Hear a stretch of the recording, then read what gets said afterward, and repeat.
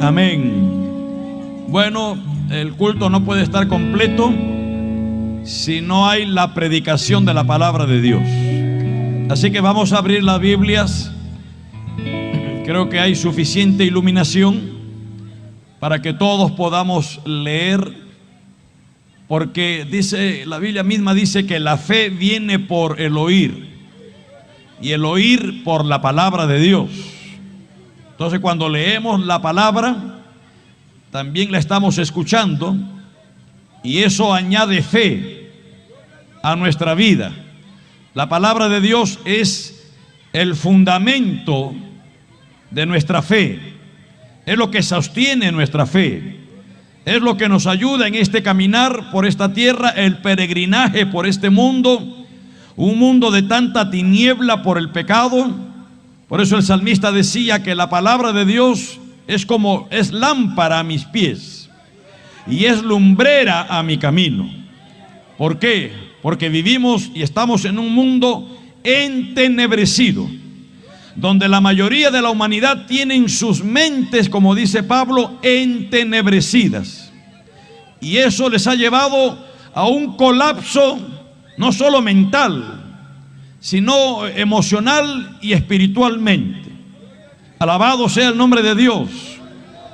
Su corazón está engrosado, su corazón se ha endurecido, su mente se ha reprobado y se han entregado con avidez a la inmundicia, a la concupiscencia de sus corazones.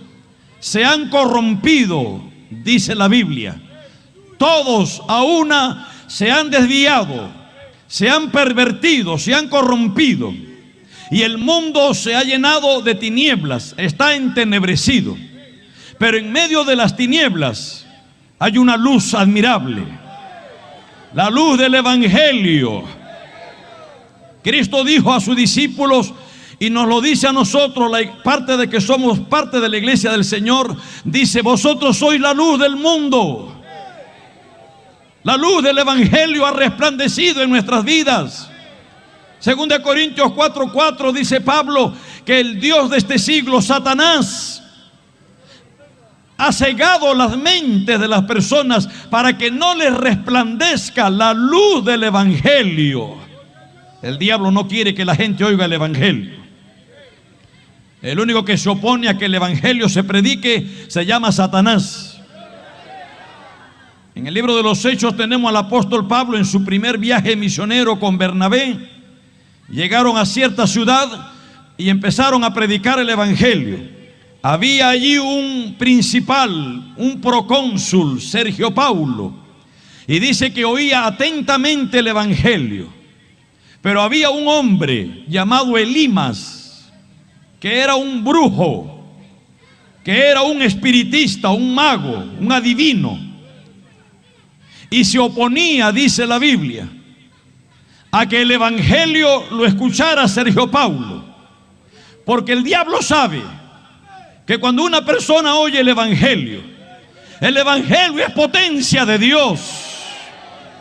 Por eso es que no estamos aquí predicando filosofías, simples creencias, tradiciones humanas, conceptos teológicos. Simplemente estamos aquí para predicar el Evangelio del Señor Jesucristo.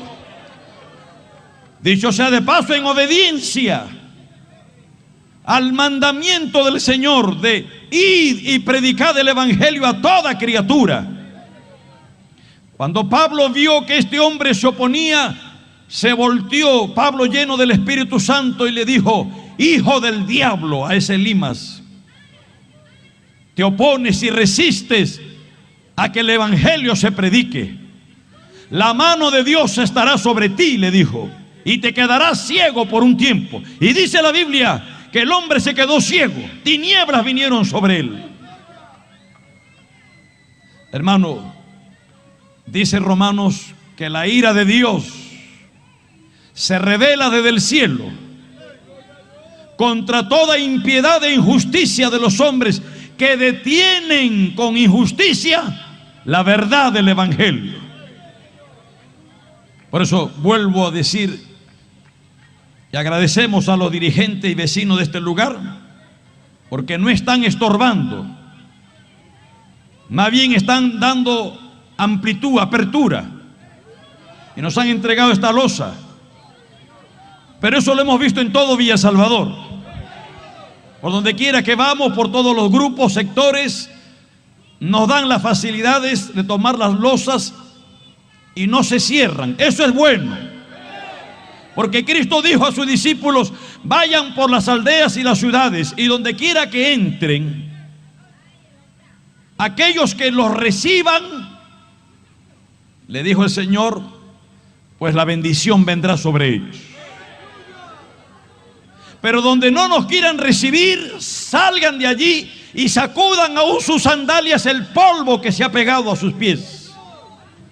Porque en el día del juicio, el castigo sobre Sodoma y Gomorra será más tolerable que el castigo sobre esa ciudad.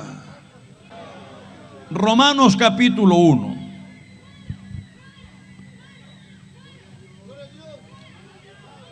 Nosotros no dejamos de alabar al Señor, hermano. Alabado sea el nombre del Señor. Leo la palabra desde el verso 13 al 17. En el nombre del Padre, del Hijo y del Espíritu Santo de Dios. Pero no quiero, hermanos, que ignoréis que muchas veces me he propuesto ir a vosotros, pero hasta ahora he sido estorbado, para tener también entre vosotros algún fruto como entre los demás gentiles, a griegos y a no griegos, a sabios y a no sabios, soy deudor. Así que en cuanto a mí, pronto estoy a anunciaros el evangelio también a vosotros que estáis en Roma, porque no me avergüenzo del evangelio, porque es poder de Dios para salvación a todo aquel que cree, al judío primeramente y también al griego, porque en el evangelio la justicia de Dios se revela por fe y para fe, como está escrito: mas el justo por la fe vivirá. Amén, amén. Hasta allí la palabra de Dios. Que Dios bendiga nuestras almas. El pueblo del Señor en victoria, como dice.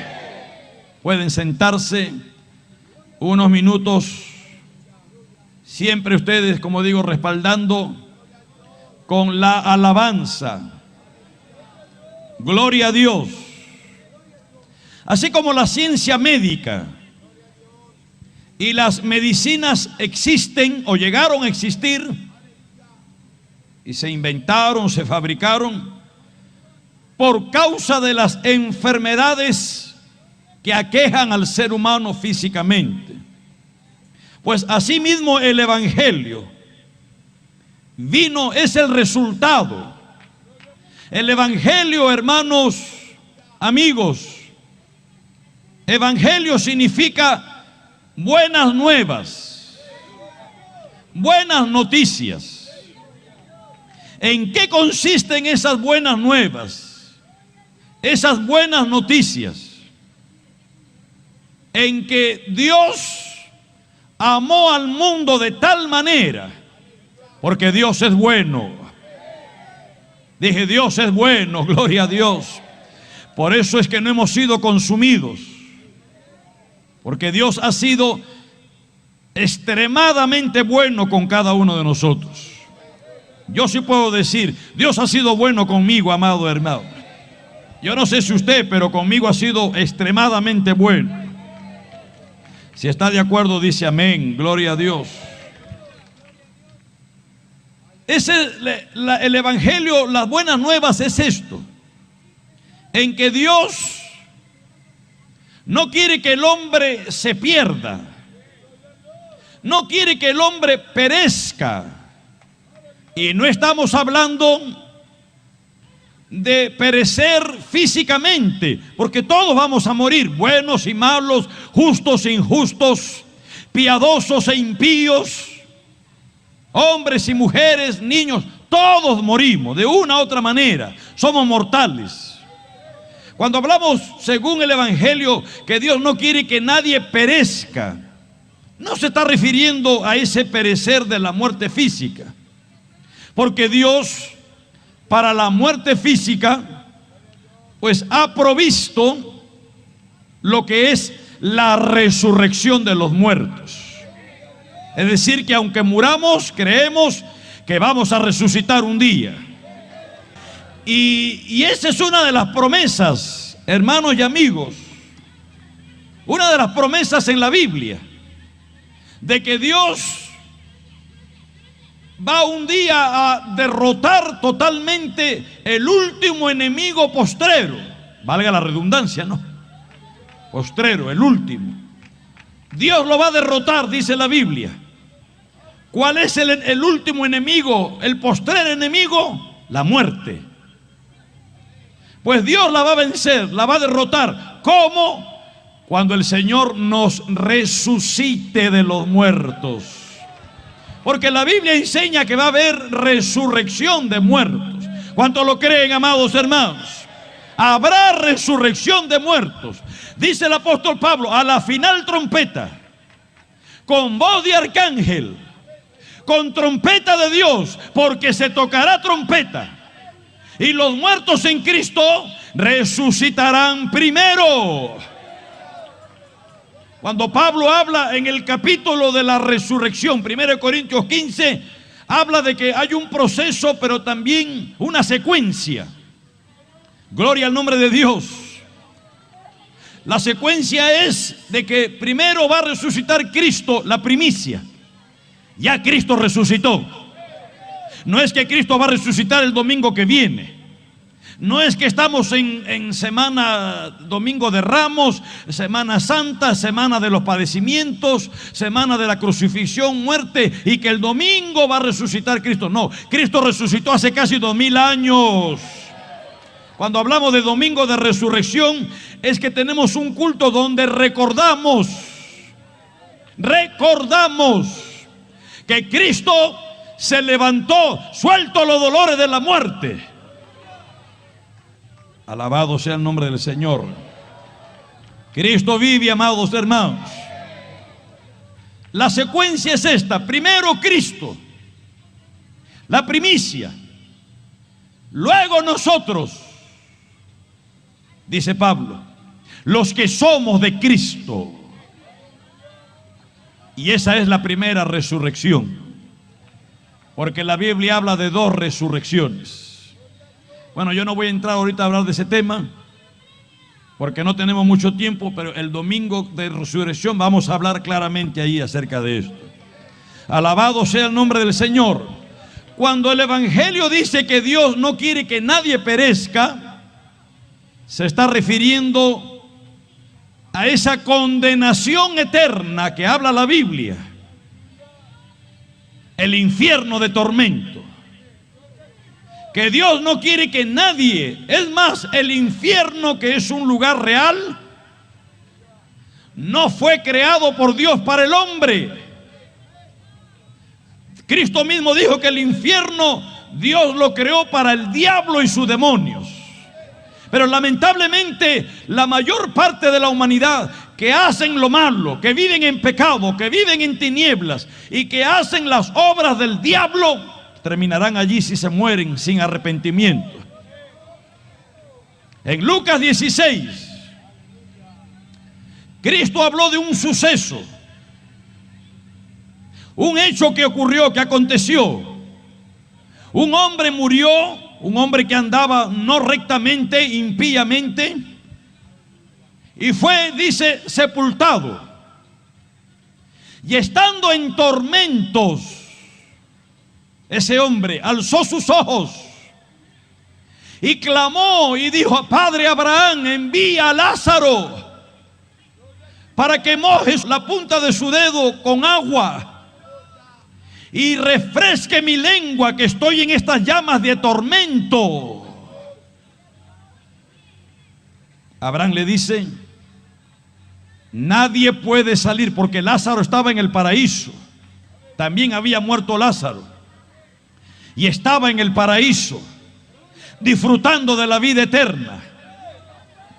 Abraham le dijo: nadie puede salir ni del paraíso ir al infierno a ayudar a nadie, ni del infierno tampoco venir nadie aquí, pasarse al paraíso. La muerte, estimado amigo y amiga, la muerte sella el destino final. Por eso, mientras hay vida, hay oportunidad. Y a eso venimos esta noche. No venimos a predicarle a los muertos, no vamos a ir a los sepulcros, no, ya los muertos no tienen oportunidad, pero los que están vivos sí. Amigo que vives, amiga, reflexiona tu caminar, tu andar. Esa es la buena noticia, que Dios quiere sacarte de ese estado de condenación. Ahora Dios nos ha dado la encomienda de ir y predicar el evangelio. Ese es el método que Dios ha escogido para que los hombres se salven. No hay otro método. El método de Dios es la predicación del evangelio. El hombre rico, que estaba en el infierno, le decía: Padre Abraham, entonces envíalo Lázaro a la casa de mi padre, a la tierra de los vivientes, porque tengo 5 hermanos que están viviendo también una vida perdida como yo viví, y no quiero que ellos vengan también a este lugar de tormento. Abraham le dice: allá tienen a los predicadores, allá tienen a los evangelistas, a los predicadores, que oigan el evangelio, que oigan la predicación, porque si ellos no oyen, también irán a parar a ese lugar. Este es el método. Pablo dice que Dios ha escogido la locura de la predicación para salvar a los hombres. Claro, esto es una locura para la humanidad. Esto es una tontería para mucha gente. Esto es una pérdida de tiempo para algunas personas. ¿Qué hacen metidos allí perdiendo el tiempo? ¿Sabe por qué lo digo? Porque yo fui uno de ellos que lo decía. Yo era uno de ellos que así pensaba. Antes de convertirme al evangelio, viviendo en el pecado, yo me burlaba, yo me mofaba de los cristianos, los evangélicos, los que estaban en un templo estudiando la Biblia, orando, ayunando, vigilando, como lo hacemos nosotros en nuestros templos. Yo me burlaba y decía: esta gente ilusa, esta gente son engañadas, esta gente tonta, pierden el tiempo, porque yo vivía en ignorancia. Pero un día la luz del evangelio llenó mi vida y me hizo entender que yo era el que estaba mal y perdido. Por eso es que ahora predico con toda mi alma el evangelio, porque he llegado a comprender, a entender lo que dice la Biblia, que el método que Dios ha escogido para salvar a la humanidad es la predicación del evangelio. Alabado sea el nombre del Señor Jesús.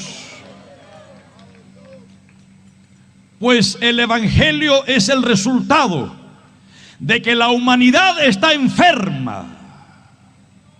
Isaías, el capítulo 1 dice: gloria a Dios. En el verso 5: ¿por qué querréis ser castigados aún? ¿Todavía os rebelaréis? Toda cabeza está enferma y todo corazón doliente, desde la planta del pie hasta la cabeza. No hay en él cosa sana, sino herida, hinchazón y podrida llaga. No están curadas, ni vendadas, ni suavizadas con aceite. Isaías, profeta de Dios, que existió unos 800 años antes de Cristo. Es decir, que si contabilizamos desde aquí, desde el 2015 hacia atrás, unos 2800 años antes, existió Isaías, un profeta de Dios que le habló al pueblo de Israel.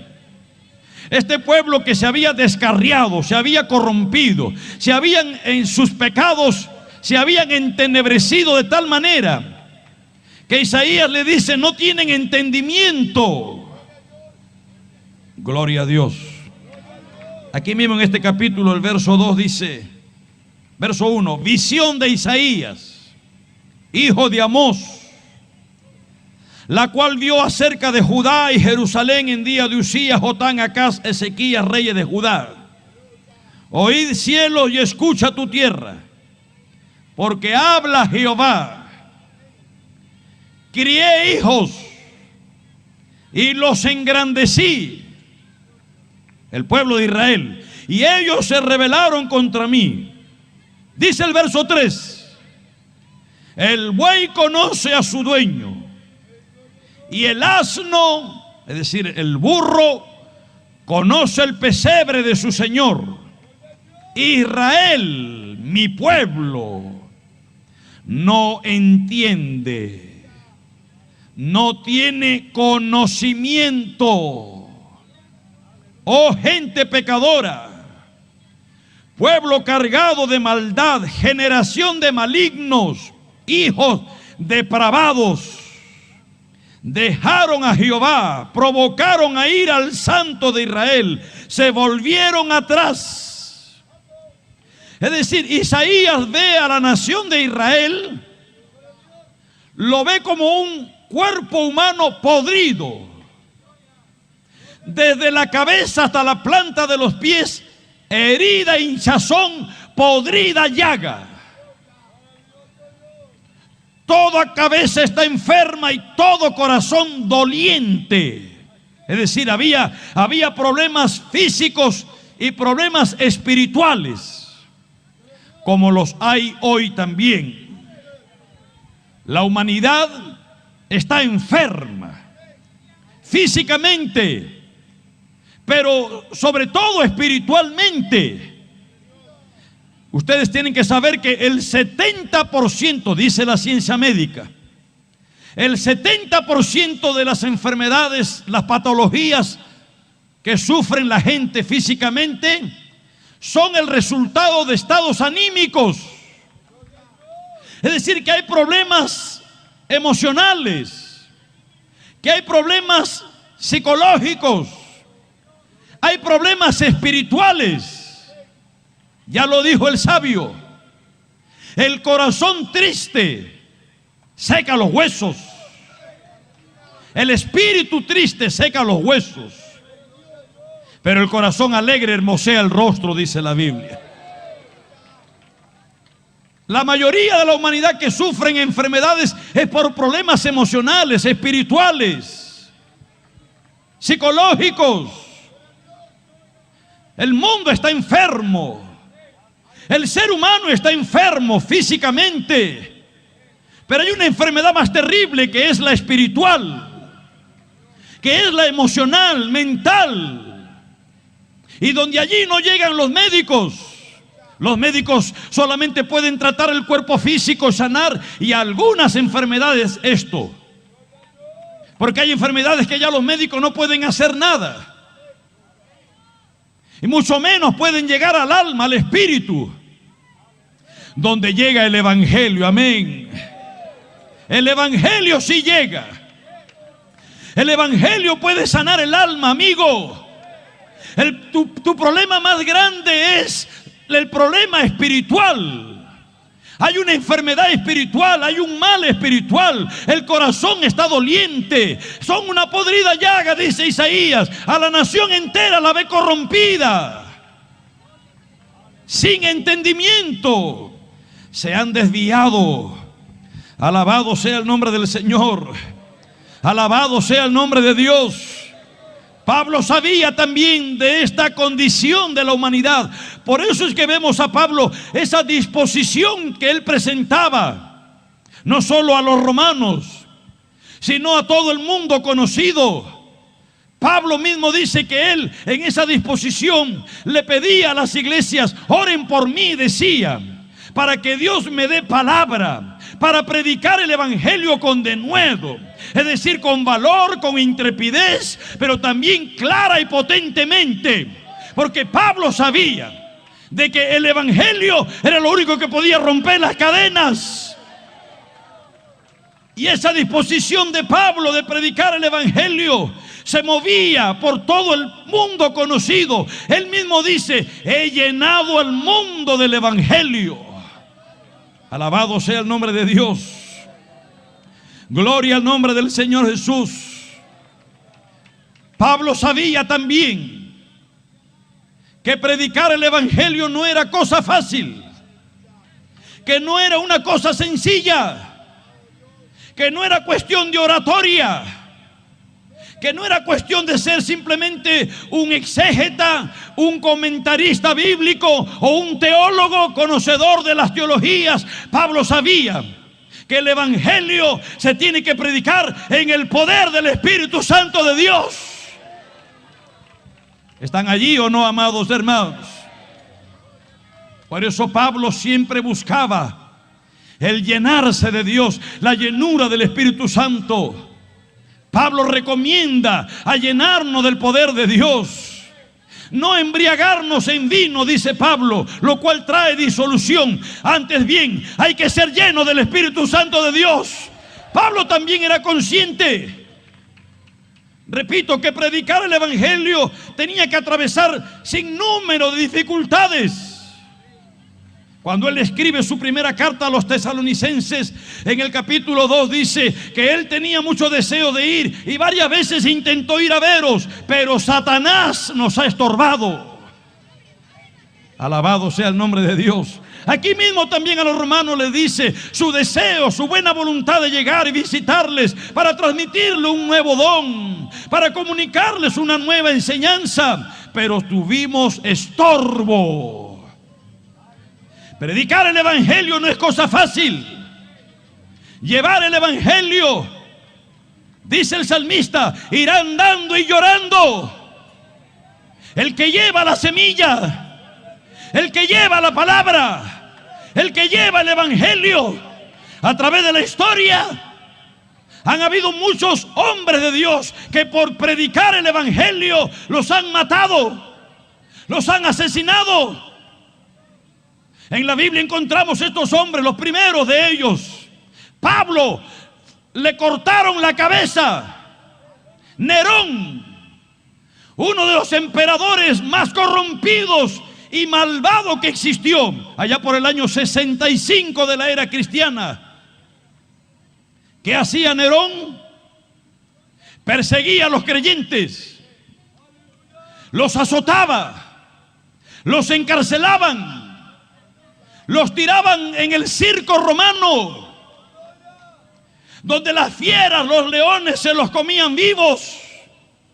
Los creyentes en ese tiempo tenían que vivir escondiéndose en catacumbas.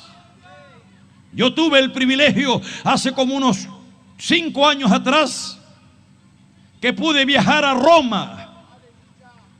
Estuve en el Coliseo romano, lo que queda del Coliseo romano. Ahí el guía nos va enseñando y nos va diciendo cómo se desarrollaba todo esto que conocemos por la historia. Donde metían a los leones, sacaban a los leones, a los cristianos los tiraban a la arena, se los comían. Pude también bajar a esa enramada de lo que es las catacumbas. Son como 15 kilómetros bajo tierra de vías, bajo Roma, donde los creyentes se escondían. Eso es historia que ha ocurrido, no es un invento. Se escondían allí, allí vivían, allí comían. Sus muertos ahí los enterraban con ellos, en las paredes los metían. Ahí se ve todo eso. ¿Por qué causa? ¿Por qué los perseguían? ¿Por qué los asesinaban? Por predicar el evangelio. Cristo dijo: bienaventurados sois cuando por mi causa os vituperen, os persigan y digan toda clase de mal contra vosotros mintiendo. Gozaos y alegraos, porque grande es vuestro galardón allá en los cielos, porque así hicieron con los profetas que fueron antes de vosotros. Permítame decirles, hermanos y amigos, En estos tiempos modernos que estamos viviendo, se habla de una iglesia postmoderna, de una iglesia neoliberal. Se habla de una iglesia, se habla de un evangelio muy suave, un evangelio muy fácil, un evangelio muy cómodo. ¿Se da cuenta qué persecución sufrimos? Usted viene, yo también. Llegamos, nadie nos impide, nadie nos estorba. Gracias a Dios por esta apertura que tenemos. Pero no hay oposición. El evangelio se predica con libertad. Yo creo personalmente que Cristo no va a venir por una iglesia mediocre como la que estamos viendo este tiempo. Yo no me estoy refiriendo a ustedes. Cuando ustedes saben que yo, cuando hablo de la iglesia, me refiero a nivel mundial, la iglesia en la tierra. Cristo no va a venir por una iglesia mediocre. Cristo no va a venir por una iglesia fría, tibia, indiferente. Creyentes que muchas veces están envueltos en sus cuestiones materiales y el servicio a Dios relegado a un segundo plano. Yo creo personalmente que algo tiene que venir, algo duro. Yo creo que antes de que Cristo venga a levantar la iglesia, tiene que venir persecución. Y estoy orando. Alguno dirá: pastor, pero usted no sabe lo que está pidiendo. ¿Usted está pidiendo persecución? ¿Usted está pidiendo oposición? Sí. Sí. ¿Usted está pidiendo que la iglesia sea zarandeada? Sí. Miren, se quedaron callados, gloria al nombre de Dios. Un evangelio muy barato, donde no hay temor de Dios. Por eso vemos legiones de creyentes fácilmente pecan. Fácilmente se van al mundo, se corrompen. Y no estoy hablando de uno o dos, legiones, cantidades en todas las iglesias, hasta predicadores adulterando. Y no estoy hablando de adulterar la palabra, estoy hablando de adulterio físico, emocional. Estoy hablando de creyentes y predicadores pornógrafos, metidos en pornografía. ¿Me están escuchando, amados hermanos? Y no pasa nada. Y no pasa nada. No. Hay que ponernos a orar, amados hermanos. Que Dios zarandee la iglesia. Que Dios purgue la iglesia. Que Dios limpie la iglesia. Para que cuando Él venga, regrese por una iglesia pura, santa, sin mancha, sin arruga, ni cosa semejante.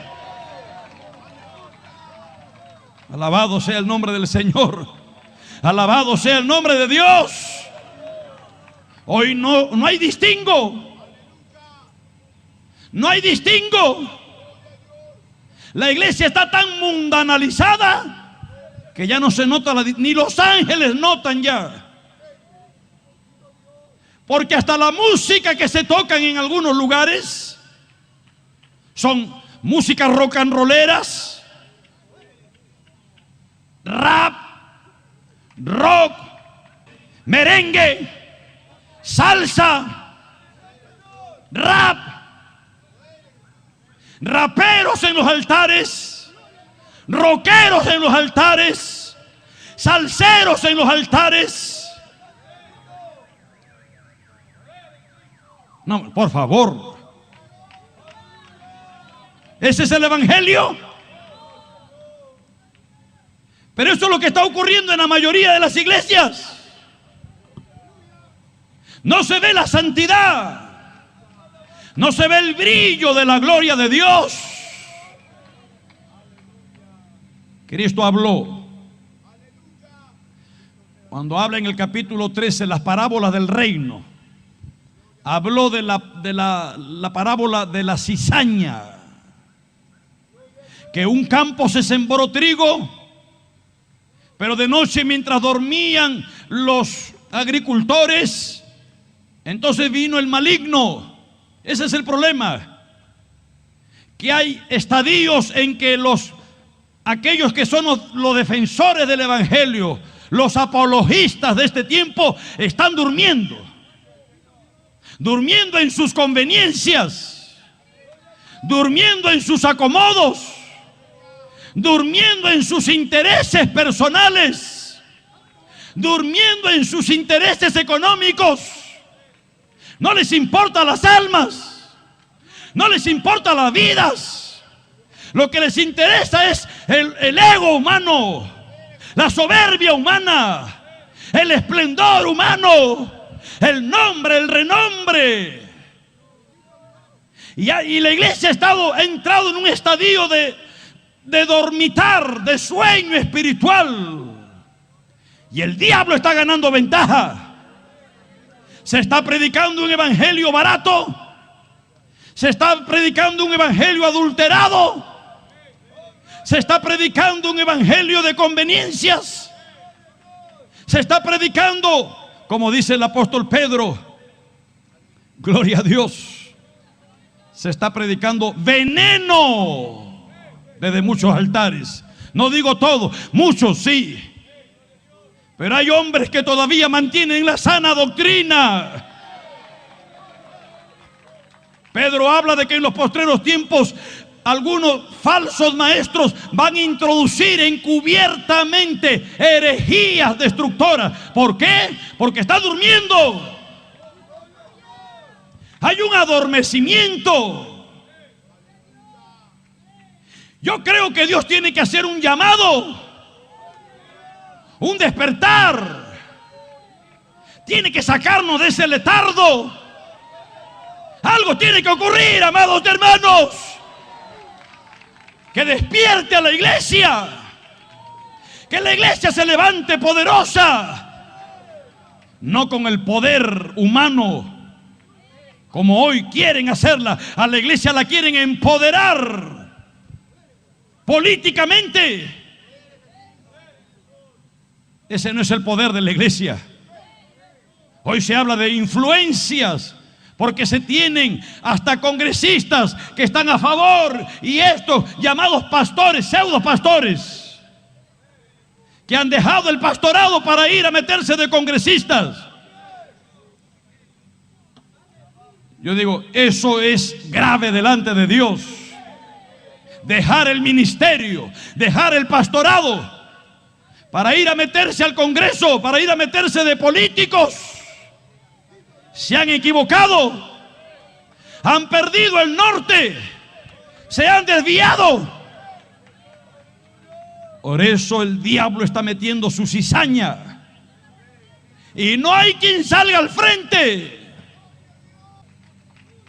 Una vez que el diablo ha logrado sembrar su cizaña, al día siguiente esos agricultores le dijeron al dueño de la viña, le dijeron: pero ¿quién sembró cizaña? Durante la noche han venido y han sembrado cizaña, vamos a arrancarla. Y entonces le dicen: no vaya a ser que arranquen trigo junto con cizaña, déjenlo que crezcan juntos. Pero esa no fue la voluntad de Dios. ¿Por qué ocurrió eso de que la cizaña ha crecido dentro? Por el descuido de los hombres, por el descuido de los labradores, de los viñadores, por el descuido de los obreros.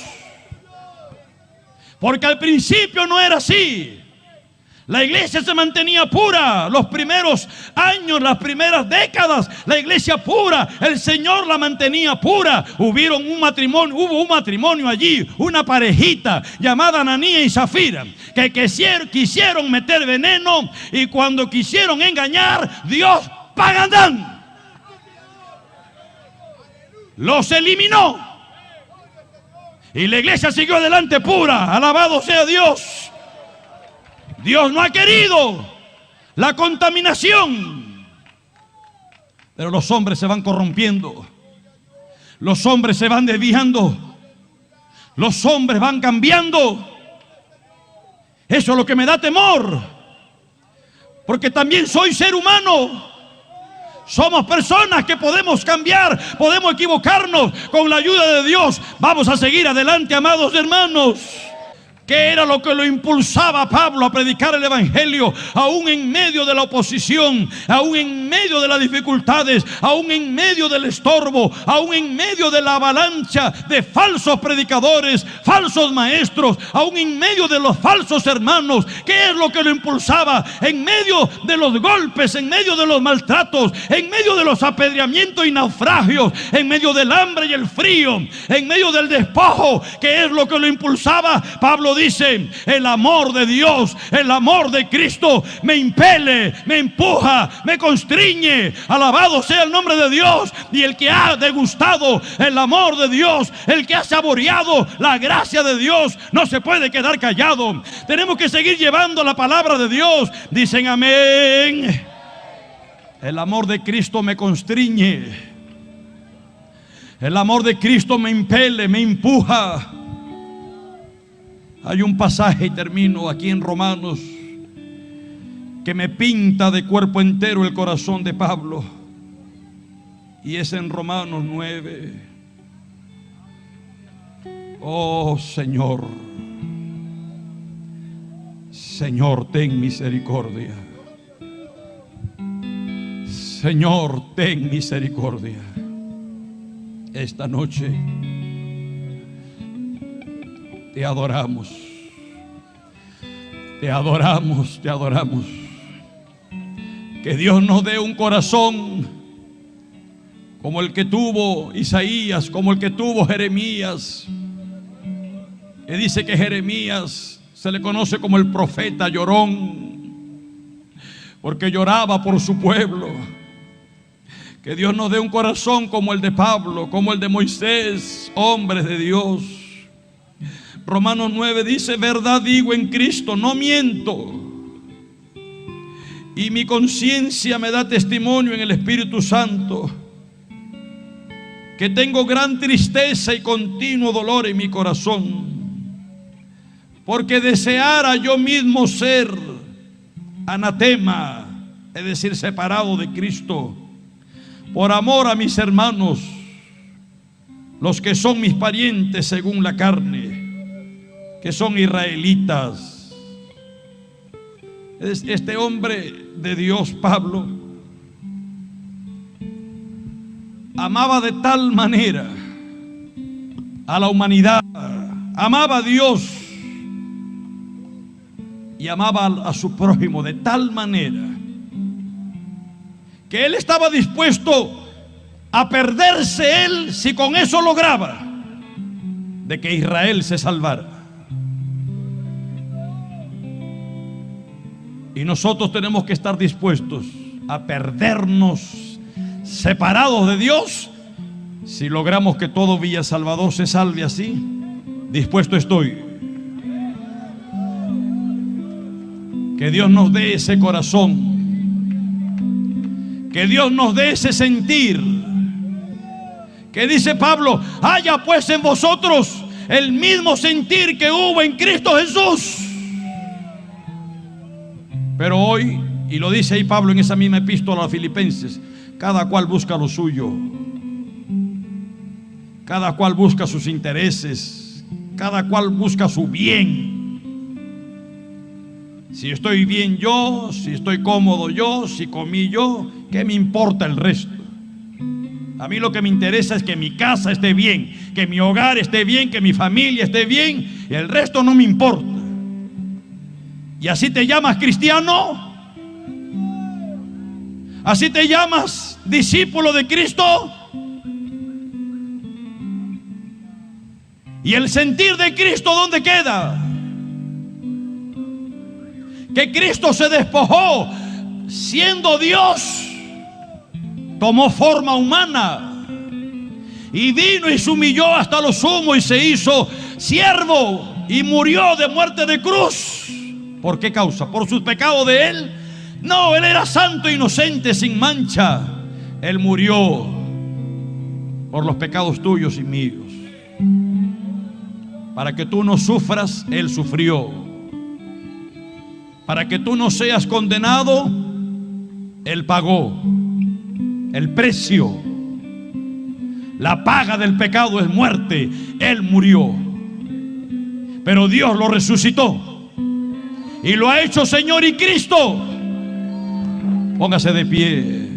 Dame un nuevo corazón, Señor, un corazón para adorarte, un corazón para servirte. Dame un nuevo corazón, Señor. Levante sus manos todos. Dame un nuevo corazón, Señor, un corazón para adorarte, un corazón para servirte. Dame un nuevo corazón, Señor, y limpio como el cristal, dulce como la miel. Oh, un corazón que sea como el tuyo, Señor, limpio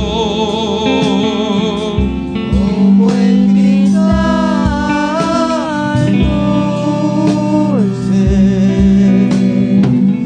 como la miel. Un corazón que sea como el tuyo. Yo quiero hacer una invitación de parte de Dios, extenderle una invitación. Amigo, amiga, te he hablado con mi corazón, a tu corazón he hablado de parte de Dios. ¿Por qué queréis ser consumidos?, le dice el profeta Isaías al pueblo. ¿Por qué queréis ser castigados? ¿Todavía os rebelaréis? Deje el impío su camino y el hombre inicuo deje sus malos pensamientos y vuélvase a Jehová, al Dios nuestro. Aunque tus pecados fueren rojos como la grana, dice Isaías, serán emblanquecidos como la blanca nieve, la blanca lana. Pero hay que dejar el pecado. Yo quiero hacer una invitación esta noche. Si hay aquí alguna vida que ha oído el Evangelio y que se da cuenta, reconoce que no está andando bien delante de Dios, pero esta noche quiere reconciliarse con su Creador, reconciliarse con su Hacedor, para que Dios le sane el alma primeramente, que está enfermo, el corazón doliente, y por ende también el cuerpo físico. Quiero orar. Si aquí hay alguna vida que quiere la oración personal, voluntaria, por usted y por su familia, mire, yo le invito a que levante su mano derecha ahí donde está. Si es que hay alguien que quiere oír de su boca que usted le diga: Señor, perdóname. Perdóname, Señor. Sálvame. Señor, perdona todos mis pecados. Dígale: sálvame, sálvame el alma, Señor. Salva mi alma. No quiero, Señor, perderme en la condenación. Ayúdame, Señor, a romper con el pecado, a romper con la maldad, Ayúdame, Dios mío, a poder consagrarme a ti. Perdóname, me alejé de tus caminos. Dejé que el mundo me envolviera. El mundo me atrajo y me distrajo, Señor. Pero hoy vengo a ti y te pido humildemente, perdóname. Recíbeme como tu hijo, tu hija. Sálvame. Sana mi alma. Señor, pon paz en mi corazón y sana mi cuerpo también enfermo, adolorido. En el nombre de Jesús, pídale a Dios.